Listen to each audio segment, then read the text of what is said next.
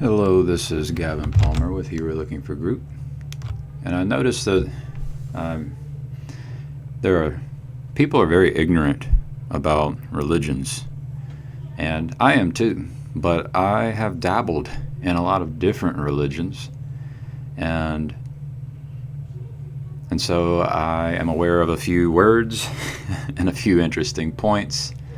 Um, and if you are an expert at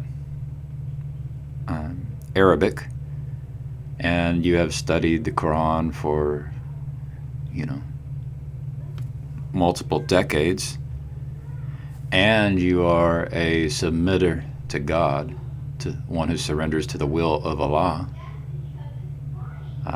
then, I would love for you to get in touch with me, especially if you love your enemy. And what that means is you are against the idea that you should kill apostates. Because if you kill apostates, then you do not love your enemy. So that would be my requirement, is that, I might be your enemy. You can easily perceive me as your enemy if you don't have the proper relationship to God and don't know who I am. You can perceive me as your enemy, and it happens to everyone. We perceive people as our enemy, and that's the reason we need to love our enemy. Pointing at Jesus. And we could point at Jesus. And I know you can't trust everything. You can't trust the English, you can't trust Wikipedia, and that's why it's nice to have an expert who knows Arabic. I've learned this through my relationship with some experts who know Hebrew and study the Torah. And so it's nice to know people who have spent time with the language. Okay, so let's look at Jesus. And then let's look at Islam. So Islam, I think they see Jesus as a messenger. Yeah, a messenger. And I try to be a messenger. I try to be like Jesus. I can call myself a Christian because I try to be like Christ. That's what they call him. But let's look at this. So Islam has something to do with, or a Muslim is someone who surrenders to the will of Allah, or the will of God. The word Allah, God, that is just a pointer for the thing itself. So it's the right way of being to try and submit to the will of Allah. I think that's what I believe. I believe God is good, God is omniscient, and God is inviting us to have a relationship. And I use the word God, but you could use other words. I'm just using the language that I was born with, that I was born into. And so people don't necessarily understandably don't understand Islam, and I don't understand Islam, but I was aware of the Mahdi because, in my arrogance, in my spirit of arrogance, when I was further away from God, I had the desire to help, and I had the idea that I might be someone important like Mahdi, or someone important like Mashiach, or the Messiah. And I still believe, if you aim at being someone important, God might not want you to be Mahdi, or the one who is remembered, or the one who is acknowledged or recognized, and that's fine. That's truly submitting to the will of Allah. Is what I had to learn, is that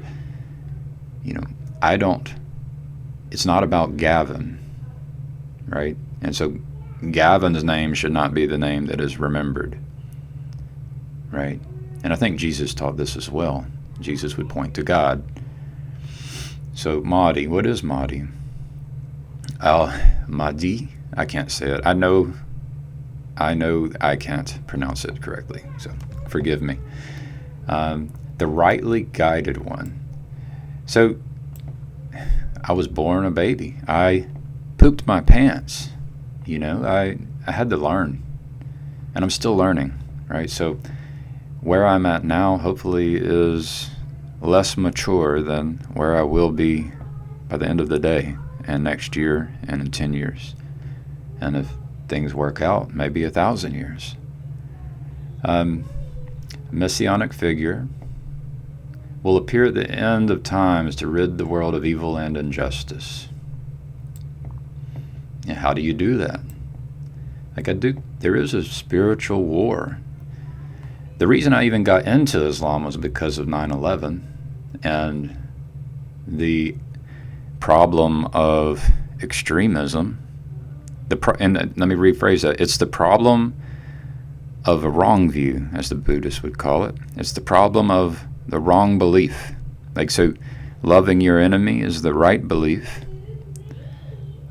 Believing in the age to come is the right belief. A heaven on earth and the resurrection of people onto earth. That is the right belief.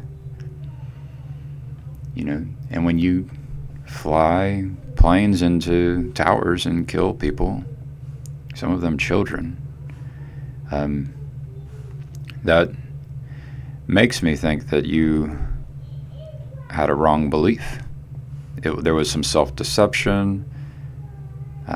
You were arrogant. You basically may have wanted your name to be remembered. Now I believe God can transform all things, so even though that was a horrible event, it has the power to, everything has the power to help us transform. So it's bad, but it's not all bad. And that's at the heart of ridding the world of evil and injustice, is being able to listen to your enemy, to love your enemy, to understand them and understand the reasons why they do what they do. He will appear alongside Isa and establish the divine kingdom of Allah. So I don't know who Isa is. The penultimate prophet and messenger of God, and the Messiah who was sent to guide the children of Israel with a revelation. So, I had a dream where I sat across from Jesus as he was being tortured, and as my family watched. I loved them, but they were watching me being tortured alongside Jesus. So, I don't know. Let's look at Isa. There, Jesus. So that's what it made me think of. I've been through here before. It's not like I'm just coming up with this. I looked at this stuff after 9/11. I looked at this stuff when I was working with missile defense with the United States government and the military for 6 years. I tried to transform that and failed and left. And God gave me a way and put people who were trying to serve, put them in my experience and gave me a path toward what I believe is the right way. Isa ibn Maryam, the son of Mary, the penultimate prophet. So and this, I heard Paul Vanderklay listening to Jordan Peterson and talking about saints, and in the comments I said, well, how does it make you feel if I call Jesus Saint Jesus, a saint? Because I know that there are people who they will have don't get offended when I say this, but they will have a demon emerge within them. It's an unholy spirit. It's a spirit of becoming defensive because you have an understanding and a belief, and then I've called into question your belief. I've called into question that thing which possesses you, that spirit, that the unholy spirit emerges. You get comfortable with the demon. Get comfortable with the feeling that emerges within you when I call into question your beliefs. I'm just calling them into question, right? I'm not saying you have to reject them. I'm saying notice the feeling that emerges when I call your belief into question. I can call your belief into question about objectivity, being objective. I can call your belief into question about a material reality. I can call your belief into question about a group of Jews encountering God at Mount Sinai. There's nothing wrong with calling a belief into question. Like, this is the path by which learning occurs. You have to call your beliefs into question. This is how we fight. Let me go back. This is how we fight evil and injustice. Evil and injustice. Yeah, one of the first definitions of the word sin was ignorance or ignorance. We are ignoring some things, which causes us to behave in ways and has the effect of the things we might want to call evil and the things we might want to call injustice when they are merely an effect of a cause or the effect of causes.